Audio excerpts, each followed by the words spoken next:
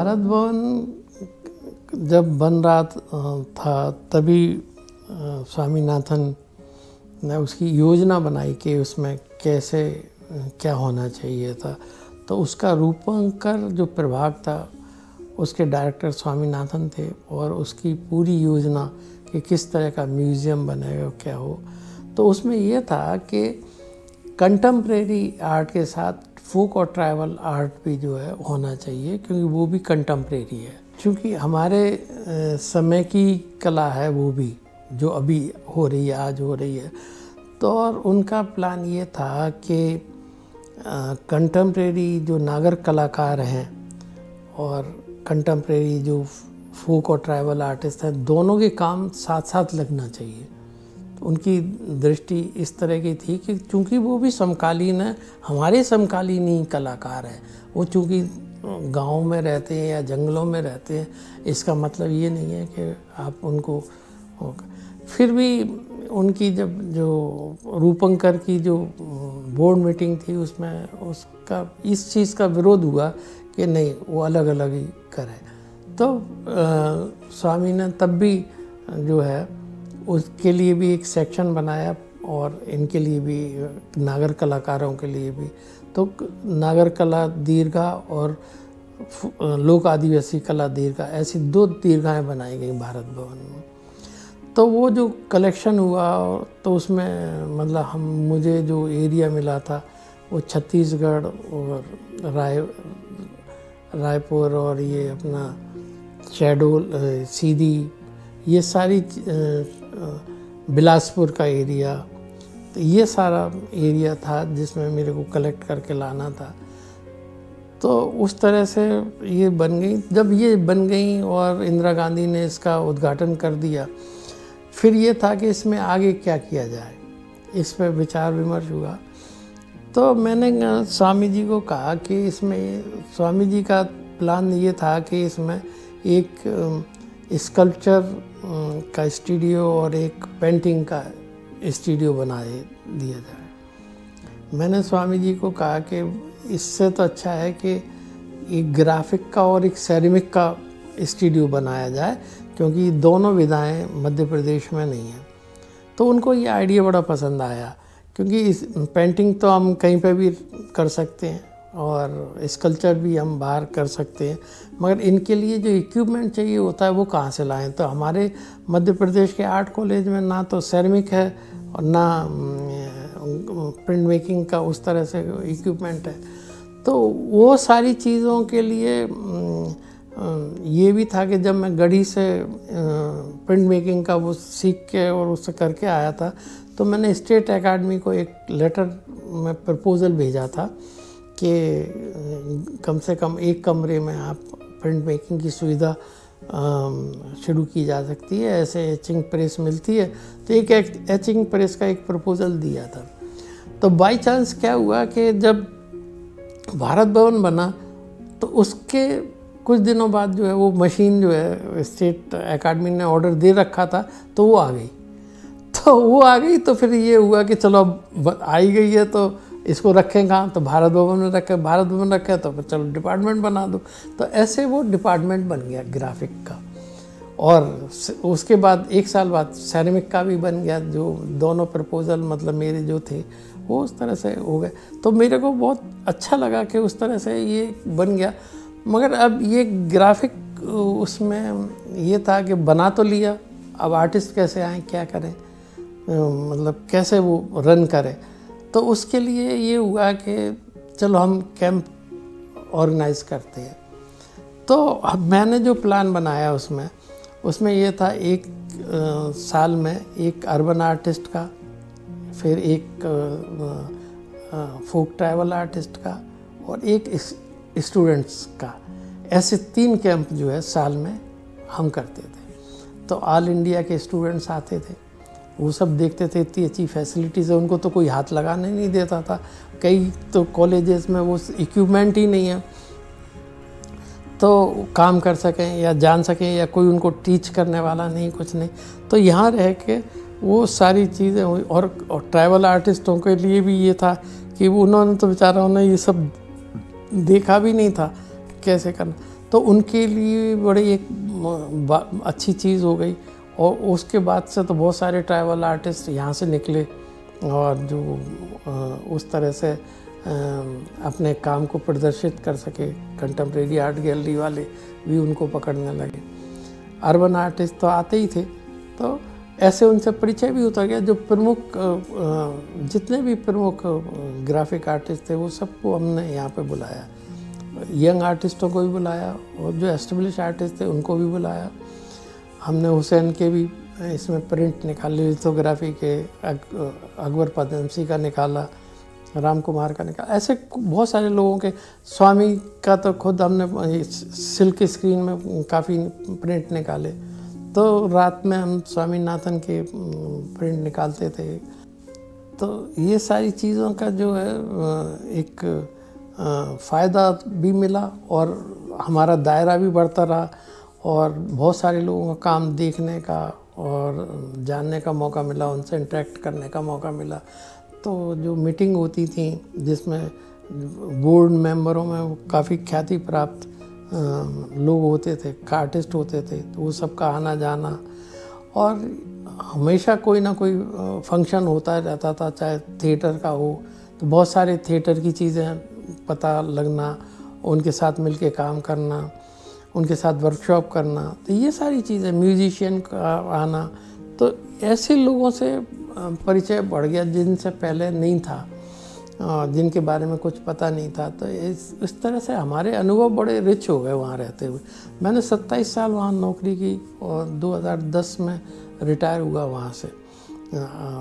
मगर इस दौरान मैंने इसमें एक और प्लान जोड़ दिया था। जो वर्कशॉप हम करते थे, हमने मतलब सोचा कि ये पूरे हिंदुस्तान में प्रिंट का कोई बायनाल नहीं होता था। भारत भवन ने शुरू किया था, एक बायनाल मिक्स था, होता था वो, जिसमें पेंटिंग, स्कल्पचर, प्रिंट सब होते थे, मगर पूरा सेपरेट प्रिंट का बायनाल होता ही नहीं था पूरे हिंदुस्तान भर में। तो वो हमने शुरू किया, उसका बड़ा अच्छा रिस्पांस मिला। मतलब जब मैंने छोड़ा तब कम से कम 93 इस कंट्री जो है पार्टिसिपेट करने लगे थे उसमें, इतना पार्टिसिपेशन होने लगा था और 5-6 हज़ार एंट्री आते थे उसमें। और उसका भी बड़ा एक इंटरेस्टिंग किस्सा था कि बजट नहीं था प्रिंट बैनाल का, तो कैसे करें, क्या करें। तो उसमें ये था कि अगर मान लीजिए हम रोल करके प्रिंट्स मंगाएं और एक दफ़े अपने यहाँ पर सिर्फ फ्रेम बना ले और हर बार मतलब उनको रोल करके जो प्रिंट आए उनको खोल के उसमें फ्रेम में फिट करके ऐसे एग्जिबिट किया जा सकता है, तो खर्चा कम होगा और पार्टिसिपेशन बढ़ जाएगा। क्योंकि लोग फ्रेम क्योंकि भेजेंगे, साम डैमेज होगा, टूटेगा, फूटेगा, इससे होगा और बड़ा मुश्किल भी होता है। तो विदेशों से आना भी मुश्किल होता है, रोल करके तो इजीली आ जाते थे। तो उससे बड़ा अच्छा हुआ। तो उसका करीब हमने 5-6 बैनाल कर पाए होंगे पूरे। उसके बाद जब मैं रिटायर हुआ तो वो बंद ही हो गया वो एक प्रोग्राम। मगर एक इंटरनेशनल प्रिंट बैनाल हिंदुस्तान के अगर उसमें लिखा जाएगा, और कई लोग उसको विदेशों में भी मेंशन करते थे, इतना उसका रेपुटेशन हो गया था भारत बंद प्रिंट आर्ट बैनाल का। तो ये एक बड़ा कंट्रीब्यूशन था और बहुत सारे लोग आकर्षित हुए थे इस तरह से भारत भवन की तरफ और काम करने के लिए। तो बहुत लोगों का उस तरह, अच्छा स्टूडेंट्स के लिए जो कैंप करते थे उसमें बहुत सारे लोग फिर लौट के पास आउट होके यहाँ पे आके काम करने लगे। तो उन सब के लिए एक बड़ा अच्छा जगह हो गई थी। तो उनके ठहरने के लिए लड़कों का अलग गेस्ट हाउस, लड़कियों का अलग गेस्ट हाउस, अर्बन आर्टिस्टों के लिए अलग गेस्ट हाउस, ऐसे बनाए हुए थे 3 गेस्ट हाउस। तो ये सारी चीज़ें इतनी अच्छी हो गई थी कि बड़ा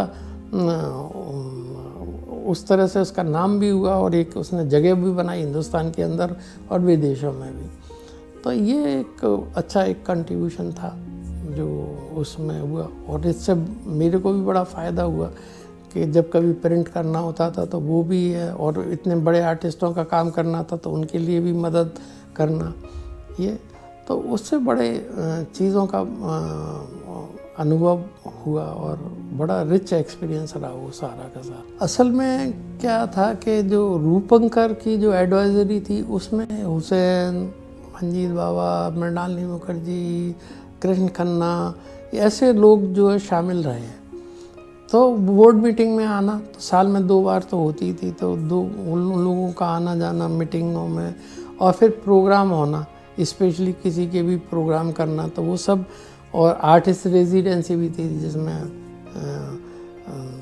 ये अंबादास भी थे और स्वामी जी के गुरु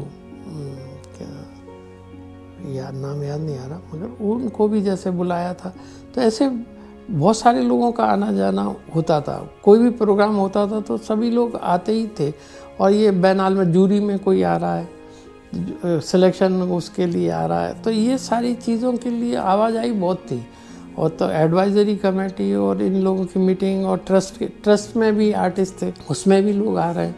तो इस तरह से उनका आना जाना हो गया था। और उसने बड़ा नाम कमा लिया था भारत भवन ने। तो रज़ा हालांकि किसी कमेटी में नहीं थे, मगर वो भोपाल आते थे। उनका अशोक जी से बड़ा अच्छा वो था। तो जब शुरू में रज़ा आए तो मैं उनको, हमने तो उनके बारे में किताबों में ही पढ़ा था हिस्ट्री की, और उसमें तो बहुत सारे लोग जो हिस्ट्री में पढ़े गए थे वो सब अब हमारे सामने थे, हमारे साथ रूबरू होकर बातचीत हो रही थी।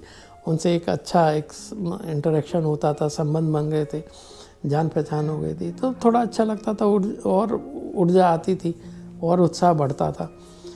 तो शुरू में जब रज़ा आए तो मैंने उनको अपना काम दिखाया, तो शायद काम अच्छा नहीं था।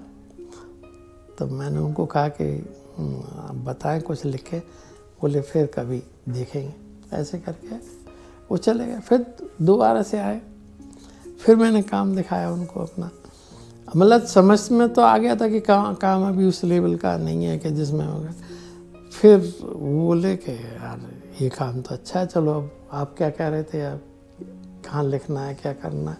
तो फिर उन्होंने कैमोल्ड में मेरा शो जो है करवाया, और उसके लिए उन्होंने ब्रोशर एक लिखा उसमें। और मतलब काफ़ी वो उस तरह से उनको पसंद आया काम, और उनका बड़ा सपोर्ट मेरे को मिला। स्वामीनाथन का जितना सपोर्ट था उतना रज़ा का भी था। तो ऐसे परिचय बढ़ता गया और लोगों से मिल जोल बढ़ता गया। और हमारे यहाँ जैसे शिखर सम्मान और कालिदास सम्मान संस्कृति विभाग देता था, तो उसके सारे प्रोग्राम भारत भवन में होते थे। तो जिन आर्टिस्टों को भी मिलता था वो भी सब उधर आना, और उनके साथ एग्जीबिशन और वर्कशॉप, ये सारी चीज़ें होना, उनके फिल्म और टॉक ये सब होना। तो इससे बड़ा मतलब बहुत सारी चीज़ों का एक तरह की ट्रेनिंग सी हो गई थी, और वो एजुकेशन भी हो गई थी। वो सारी चीज़ें जो कॉलेजेस में नहीं पढ़ाई जाती वो वहाँ सीखने को, पढ़ने को मिलने, और बहुत सारी चीज़ों को पता लगने लगा। तो उससे काम में भी बड़ा सुधार हुआ बातचीत करते करते। और बहुत सारी अपॉर्चुनिटी ऐसी मिली जिसमें हम कई हिंदुस्तान के कलाकार शिविरों में हमने पार्टिसिपेट किया, और पूरा हिंदुस्तान देखने को मिला, जानने को मिला। और बहुत सारे लोग जो हमारे यहाँ काम करने आते थे, वर्कशॉप ज्वाइन करते थे, तो उनसे भी मिलना, बातचीत करना। तो इस तरह से अनुभव बड़े रिच हो गए थे, और बहुत सारी समझ उस तरह से आ गई थी कि मतलब भारत की कला में क्या हो रहा है, क्या नहीं हो रहा है, और क्या होना चाहिए, क्या नहीं होना चाहिए। तो ये बहुत सारी चीज़ों से आमना सामना होता रहा इस दौरान।